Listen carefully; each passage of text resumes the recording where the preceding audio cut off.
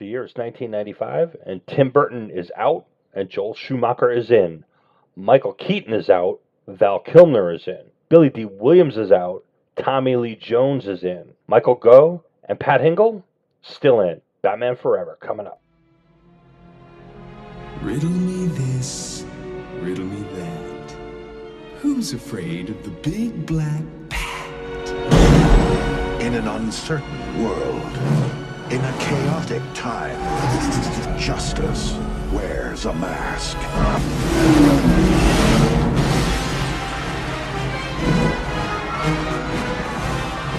Your entrance was good. His was better.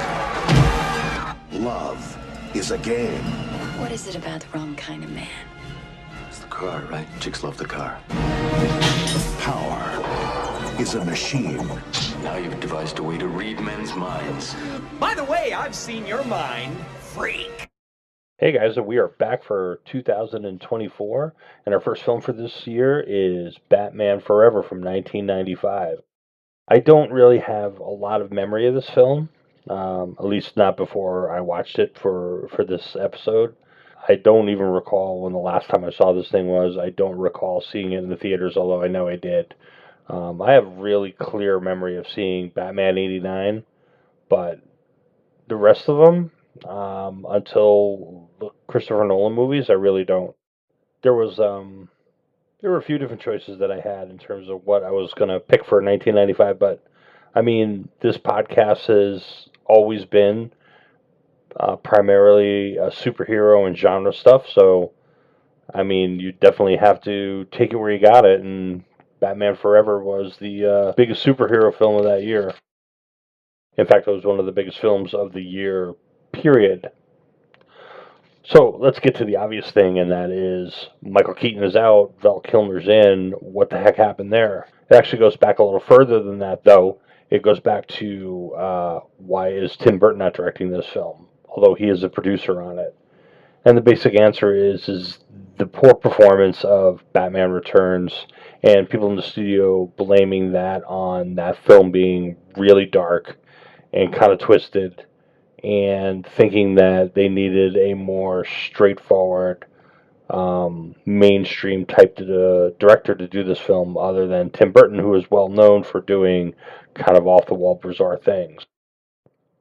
And, Schumacher has had, at this point, he's had a pretty good filmography. I mean, he's done some really good films like, Lost Boys and Falling Down and Flatliners, films like St. Elmo's Fire and The Client. I mean, these are films that are really kind of grounded, and which is why this is so surprising that this is so bat crazy. I mean, it's just insane, this movie. And I've seen some interviews with Schumacher regarding this film. I went down a bunch of rabbit holes in, trying to justify this movie's existence. One of the things that he talks about is that he wanted to make a, how did he call it? A comic book opera. Okay, that's fine. Or a living comic book is another way that he put it. And I guess that kind of makes more sense, and that kind of makes the visual and acting choices that were made in this film maybe make a little bit more sense, that they're looking at this from the point of view of a child who reads comic books, and maybe this is how they think a child views the world or views comic books. I mean, to some degree, I guess that makes sense, but I don't know that they really nailed it. So Keaton was originally in this, even after Schumacher was hired. Him and Schumacher were working together on a couple of things and a couple of ideas, but eventually he pulled out. They looked at a few people to replace him: Ethan Hawke, Keanu Reeves, Dean Cain, Kurt Russell, Ralph Fiennes, Johnny Depp. That would have been something. They even apparently looked at Tom Hanks. I'm not sure I really understand that. I mean, I guess Hanks would have made a good Bruce Wayne, but I don't know that I can see him making a good Batman. Kilmer, he actually heard about the project and got his agent to make a pitch for him. he signed up without even reading the script. Kilmer had an interesting early career. He was obviously he was young, but he was a stage actor. He had done a couple of plays. He had turned down a role in The Outsiders because he had stage commitments. So imagine that at that point in 1982, 1983, turning down Francis Ford Coppola because you're doing a play. He had been in a play with Kevin Bacon, Sean Penn, Jackie Earle Haley. He had been in an after-school special with Michelle Pfeiffer. Yeah, those were things back in the day. His first film role was a film called Top Secret, which was in this. There was a run of spoof films in the 80s, kids, where filmmakers, especially these guys, Jim Abrams, David Zucker, and Jerry Zucker, known as Zucker, Abrams, Zucker, who made Airplane, which was kind of really the first big one. And there was a whole string of them. There was Top Secret, there was Hot Shots, Hot Shots Part 2, there was Scary Movie, there was, there's all these like kind of spoof movies. I'm going to say that Top Secret is one of the better of them, probably in like my top three. I mean, Airplane is the OG. I really like Hot Shots Part 2 with Charlie Sheen, but Top Secret is a really, really great, funny movie. And so this was like his first film, and then he goes into another really good film from the 80s called Real Genius, and his third film is Top Gun. So this guy goes from playing, Nick Rivers in Top Secret, which is a complete spoof movie, to playing, Chris Knight in Real Genius, which is kind of this wacky teen college comedy thing. But then right away, his next role is he's Iceman in Top Gun, which is a very serious role. And then he goes from that, and he goes into Willow, playing Matt Mardigan in Willow. So this guy, out of the box, this guy's first four films, Top Secret, Real Genius, Top Gun, and Willow. I mean, that's a pretty good 4 for this guy, going from virtual unknown to being a guy who's like starring in movies now. And then that's 88. In 91 he does The Doors, which he was incredible in as Jim Morrison, and he got a lot of accolades for that. Does Thunderheart, he does The Real McCoy, and then in 93 he's doing Tombstone, where he's playing Doc Holliday. And I mean, he's absolutely incredible in that. And then, after that, he does almost kind of like a cameo, maybe, in True Romance, which is, he's back with Tony Scott, Quentin Tarantino. I mean, this guy is coming out of the chute. He is basically 5 for 7. I mean, he's doing a really, really good job on picking his projects and what he's doing in those projects. And then he does this. And then he kind of redeems himself because he does Heat the same year, and he's great in Heat. As far as Chase Meridian, originally they were looking at Rene Russo, but once they cast Val Kilmer instead of like a Kurt Russell or Tom Hanks, they decided that she was too old. So they were looking at people like Sandra Bullock, Robin Wright, Jeanne Tripplehorn, even Linda Hamilton, before they finally landed on Nicole Kidman, really probably at like the height of her powers at this point. I mean, she's already done Emerald City, she's already done Dead Calm, Days of Thunder, Billy Bathgate, Far and Away, Malice. So she is, at the time, she's very much up and coming, and she's very much, maybe it's the Australian thing, maybe it's the red hair, but she was kind of very different from a lot of the other actresses her age in Hollywood at the time. And so she was very sought after. So as far as Robin goes, this is pretty interesting. So Tim Burton had cast Marlon Wayans to be Robin in Batman Returns, and they wound up cutting that storyline because they just thought the movie was getting too bloated, and they thought they wouldn't be able to service the character properly, and they just thought it was too much. So they cut the entire Robin storyline out of Batman Returns. Burton's idea was to bring Robin in the third film, which obviously he wound up not doing. Schumacher decided he didn't want Marlon Wayans in. He wanted somebody younger and somebody with a different kind of energy to him. He looked at, and you got to remember, this is the early 90s, so these guys are a lot younger than they are now. But he looked at, Leonardo DiCaprio. He looked at Matt Damon. He looked at Toby Stevens, Mark Wahlberg, I think, E. McGregor, Alan Cummings, before finally settling down on Chris O'Donnell. Just a couple other casting things. Billy D. Williams had played Harvey Dent in Batman. He wanted to play Two-Face, but again, Schumacher wanted to go in a different direction, and he cast Tommy Lee Jones.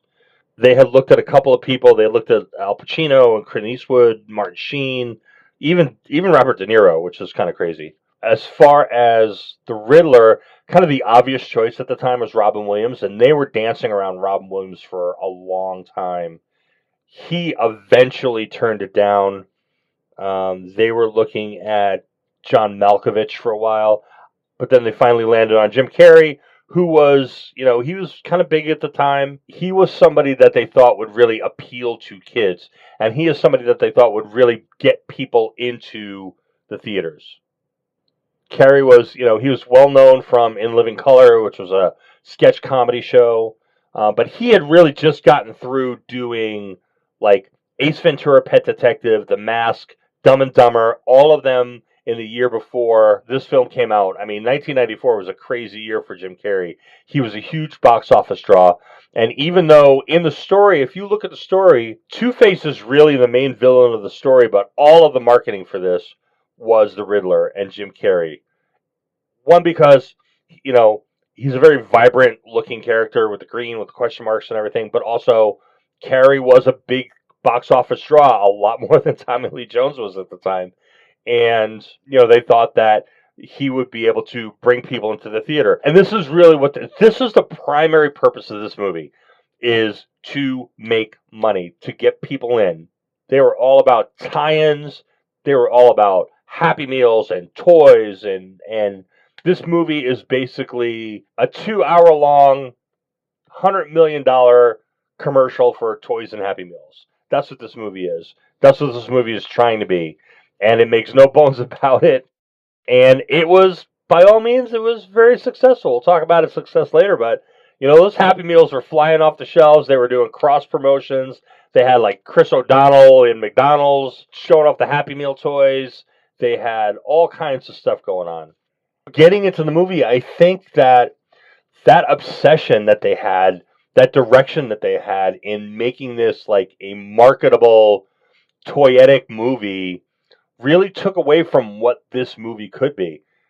Val Kilmer, who is a great actor, is really kind of one note in this thing. He's just kind of this, chicks take the car, which is the most bizarre line, but he's just very one note. He's just very growly. He's just very, even as Bruce Wayne, he kind of talks like this, and I don't know if I'm in love with Dr. Meridian. It's like, what are you even talking about? I mean, he talks to Alfred about that he's never been in love before. It's like, did you not see the other two movies?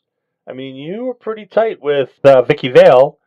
You were pretty tight with Selena Kyle. And then all of a sudden you act like a 14-year-old boy who's never, kissed a girl before. It just doesn't seem to really make a lot of sense. By the way, I do want to point out, Michael Gough, constant. In all three movies so far. He had actually worked with Kilmer before in Top Secret. Also, Pat Hingle as Commissioner Gordon, a constant in these movies. So, is it the same universe? Is it a different universe? I don't really know. It's kind of like the whole two different James Bond, but the same M thing. I don't really know how that works. I guess they found actors they liked and they played the roles well. So, there you have it. I really think that part of the biggest problem with this film is in the villains, and that Tommy Lee Jones is not playing Two-Face. Jim Carrey's not really playing the Riddler. It seems like they're both kind of playing the Joker and not really nailing it. Two-Face, I would say, why is he playing Two-Face like so manic and so crazy? I would have been much happier with a, kind of darker, brooding Harvey Dent, like Aaron Eckhart played in the Nolan series, or like you see in the comics a lot of the ways. Jim Carrey decided to go for kind of the goofy Frank Gorshin version of the Joker, but sorry, Jim, you're not Frank Gorshin.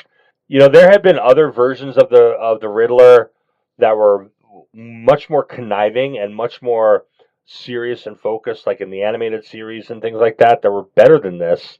So it just doesn't work. The whole thing doesn't really work. I would have preferred, even if you go with the Riddler the way it is and juxtapose that against this kind of darker, sinister version of Harvey Dent and Two-Face that Tommy Lee Jones is more than capable of playing, he would have been amazing in that kind of role. And I'm really surprised that he kind of went off on this. Yeah, I've never seen a performance like this from Tommy Lee Jones as an entire career. I mean, yeah, he's a little bit like this in Under Siege, but not to this degree. But even his comedic roles, like in Men in Black, he's very kind of grounded and straight-laced and more serious. He kind of plays a straight man in Men in Black. This is just completely off the wall. And the really kind of bizarre part about it is that he hated Jim Carrey for being like this. I think one of the greatest stories that I heard about this is apparently during the production, these guys met in a restaurant, like not intentionally. They ran into each other in a restaurant, and Jim Carrey was trying to, I don't know, ingratiate himself to Tommy Lee Jones or something along those lines. And as the story goes, Tommy Lee Jones said to him, "I hate you. I cannot sanction your buffoonery," which I think is one of the greatest lines I've ever heard, and I can absolutely hear Tommy Lee Jones say it. So it surprises me that Tommy Lee Jones engaged in a lot of buffoonery in playing this role. Although apparently Jim Carrey was the same way off camera as he was on camera, and maybe that's what kind of annoyed Tommy. Speaking of conflicts, apparently Val Kilmer and Joel Schumacher did not get along very well, and they were constantly butting heads on the character. And I can understand why. Kilmer, I think, like there's pieces of this really interesting story that he was trying to tell about this guy who was dealing with his inner demons and PTSD from everything that he'd been through, including watching his parents get killed, even all the things that he went through as Batman. This film could be a really interesting study in that kind of an exploration of duality and what it feels like to see this person kind of coming unraveled and dealing with the things that he had to deal with. There's a cut scene. Apparently, there was a scene. I don't know if it was deleted, like shot and deleted, or if it was in the script and it was cut and it was never shot. Apparently, it was cut for time. Where Bruce is talking to Chase and he explains to her that going to the theater that night was his idea, that he had asked his parents, that he had begged his parents to go to the theater that night because he wanted to see whatever the play was. And so he had this, not only did he have this trauma of watching his parents get killed right in front of him, but he also had the guilt from being the one who placed him in that position in the first place, and carrying around this idea from the time he was a young child that had he not done that, his parents would still be alive, that basically the entire thing was his fault. That would have been really interesting. To think that they cut that for time and left in some of the garbage that they left in is just mind-blowing. Especially when you consider you could have balanced that against the duality of Two-Face and this idea that, Bruce is two people and Harvey is two people. I mean, and Tommy Lee Jones does a great job of dealing with that in, where he's like smoking 2 cigarettes or he's, drinking 2 glasses of champagne at the same time. And his 2 girlfriends, Sugar and Spice, played, I think, wonderfully by Drew Barrymore and Debbie Mazar, who I can't figure out why they're in this movie. I can figure out why the characters are in the movie, but I don't know why these 2 women are in this movie. It seems kind of beneath them, especially the roles that they're given, especially Drew Barrymore at that time. And I'm going to tell you, I really hate what they did with Nicole Kidman and Chase Meridian. I mean, this character makes no sense to me, not even in this universe, in any universe. The fact that she is so, like, throwing herself at Bruce and that she is completely, for a woman who is a well-established psychologist or psychiatrist, and she's completely lost any sense of reality. You called me here for this. The bat signal is not a beeper. Well, I wish I could say that my interest in you was purely professional. You're trying to get under my cape, Doctor? A girl can't live by psychoses alone. It's the car, right? Chicks love the car. What is it about the wrong kind of man? In grade school, it was guys with earrings. College, motorcycles, leather jackets. Now, black rubber. Try fireman, less to take off. I don't know, man. It's just a tired trope. I mean, to some degree, you've seen it. You saw it in Lois Lane in the Superman movie. She throws herself at Superman, but she rejects Clark. You know, this is the same kind of thing where she's throwing herself at Batman, but rejecting Bruce initially until she comes to the realization that they're one and the same. We've seen it before. We've seen it in the comics. We've seen it in all kinds of things. It's just, they could have done better with that character. They could have really made this an interesting study in these characters, but then I guess character studies don't sell Happy Meals, do they? No. One-liners and crazy cars and tight outfits, which we'll get to in a minute. I guess those are what sell posters and what sell Happy Meals and toys and all that other stuff. You know, flashy cars. The car's cool. I kind of like the Tim Burton car a little better, but the car itself is pretty cool. It definitely looks more like a toy than the Tim Burton car does. I don't understand the whole intruder alert thing. People sneak into the Batcave. Dick sneaks into the Batcave. The intruder alert goes off and everything turns on. And all the doors open and the Batmobile comes up. It's like, what? It's like you have a burglar alarm in your house. When someone breaks into your house, there's spotlights on the ceiling that light up all the stuff that they should steal. I just don't understand. I mean, and it happened twice in the movie. I have no idea. Like, wouldn't the intruder alert system lock everything down?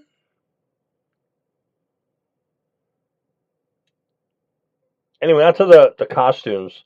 So, obviously, a lot has been made about, you know, the nipples on the Batsuit and how tight the shots on, like, the butts and the abs and all that stuff are, the cod pieces.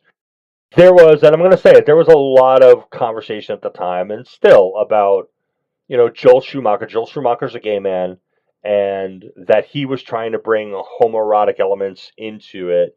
And some of the stuff is tongue-in-cheek, some of the stuff is kind of a joke, but I guess that's what some people were considering.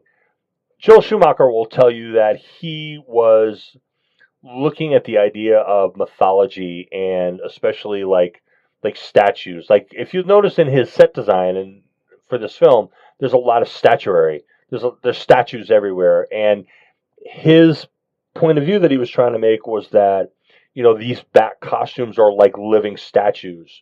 They are anatomically correct. They are in excellent shape, and they've got nipples, right? I guess. So, how did this movie do? Well, by all accounts, it did really well. And as far as turning around the franchise and making money, I guess it was mission accomplished. The movie opened at, on a record at the time, 4,300 screens in the United States, like 2,800 theaters, something like that. It wound up making $52.8 million in its opening weekend, which at the time was a record. It beat Jurassic Park to take that record. It wound up making like $77 million in its first week. And in its entire run, it wound up making $336 million on a budget of $100 million. So, yeah, this film was definitely a success in terms of its box office. It actually set quite a few records, and, you know, like opening weekends for superhero films and things like that. It critically, obviously, it did not do very well. It's holding a 40% on Rotten Tomatoes. It's got a 51% on Metacritic. It's got an A- in CineScore, so audiences like it a little bit better than critics do. Roger Ebert, thumbs down. In his newspaper review, he gave it 2.5 stars and said that Quote, younger children will be able to process it more easily. Some kids were led bawling from Batman Returns, where the PG-13 rating was a joke. There was also criticism of Elliot Goldenthal's score with comparison to Danny Elfman's work in the first two films, especially Danny Elfman's score in that first film is absolutely fantastic. Yeah, so that's it. That's Batman Forever, or at least Batman for one more film, and then we'll take a few years off because obviously Batman Forever, Batman and Robin, which we've already done, basically killed the franchise for a while until it was rebooted by Christopher Nolan, thankfully, because this road they were going down with the character was not great, and I'm actually pretty glad they only wound up doing the two films that they did with Joel Schumacher. No disrespect to the man. The man has made some amazing films. Go watch Phone Booth. It's great. But yeah, this film's not it. All right, so gonna pull out the random number generator. 1979, 2004. Hit it. And we've got whoa. All right, we've got 2004. The last the most recent year eligible. And I already got in the back of my mind, I have a feeling I think I know what I'm going to do, because there's a movie from 2004 that I've been wanting to revisit for some time now. I'm going to go through the list of films that came out that year and see if there's anything better. Obviously, we give weight to superhero films here, so we'll see what. But I don't think there was really much going on in those days. So that's it. Thank you for listening.